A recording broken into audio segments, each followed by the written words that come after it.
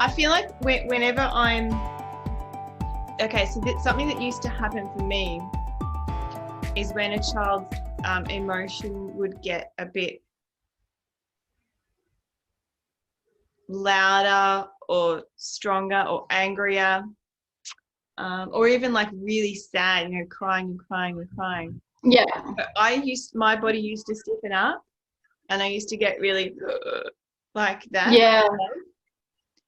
And over the years, I learned to work with what was going on for me, what was being triggered for me internally through the child's pure, raw expression of emotion, and learn to hold myself. And through that process of holding what was being triggered in myself, it also held the child. I saw this magical shift where through holding myself, I was also just by default holding the child. And in their expression of their emotion. And when I noticed that happening, it became easier and easier for me to be this really clear container for the expression of their experience. I mean, I still get triggered sometimes. I'm still human. Yeah. And I'm sure when I have my own children, I'll learn that lesson at a deeper whole new level set again. of things. Right.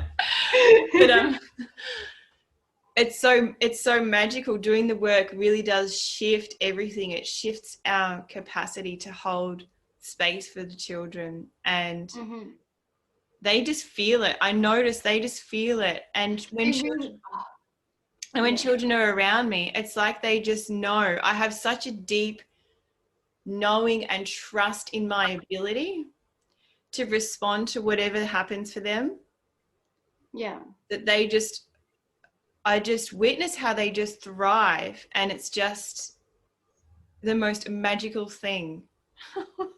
It's like I found the Holy Grail or something. I really agree, because kids, they do sense that when they feel safe, they can, because like when you said, like when they start getting loud and like the tantrum, you know, expression of emotion comes out that is, you know, loud and like in society norms isn't appropriate to be doing, like in public or in a supermarket or something like this.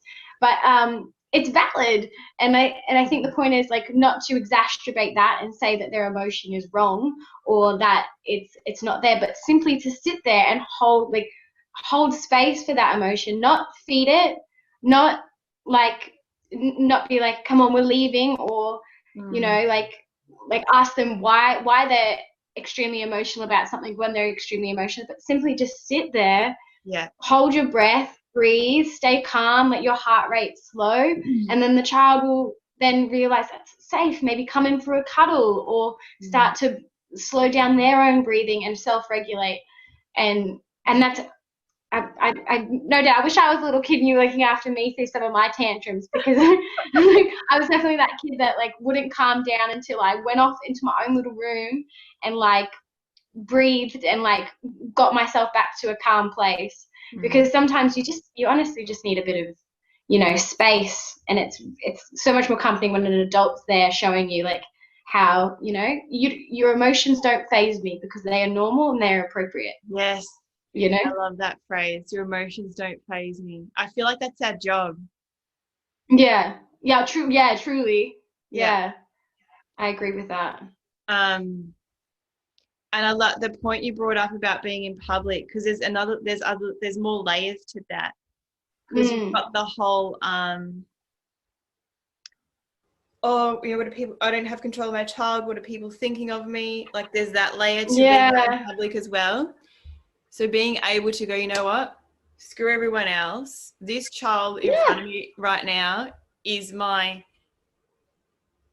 focus, is to keep them safe. No matter what anyone else is thinking about us right now, I'm going to sit down with them on the side of the pavement with and screaming and hold safe, loving space. But that's the thing, like I often say when people go, oh, what will they think of me? I go, well, whatever people think of me is none of my business, because it's in their own head, it's not in mine. And as much as that can be irritating for some people to hear, it's really, especially with childcare, what other people are thinking of you, it does not matter if you know that you've got unconditional love for that child and you're holding space for them. If you have to lie down on the floor in a grocery store because they're lying down on the floor in a grocery store, just do it. Yeah, agree. I say, like, what's 5 minutes of slight embarrassment for you, your adult brain, that is for a complete safe and caring moment for a child that's still developing and forming how safe attachments and secure attachments are formed, you know? Like, I would much rather be a little bit wacky in a public place for a child so that they learn that that's what trust is and that's what safety is, than to rush them through an emotional state and perhaps cause them a bit of embarrassment for when they wish to express themselves in future, when they're adult or when they're exploring relationships, you know, outside of family. Yeah, 100%. And it shows them, it literally, you are showing up for them and you are showing them, I am with you in this no matter what. It's not, I'm with you in this if we're in the safe privacy of our home, but we're out in public on your own because I'm too worried about what everyone thinks of me. You know what I mean? You're showing them, I am with you in your experience no matter what.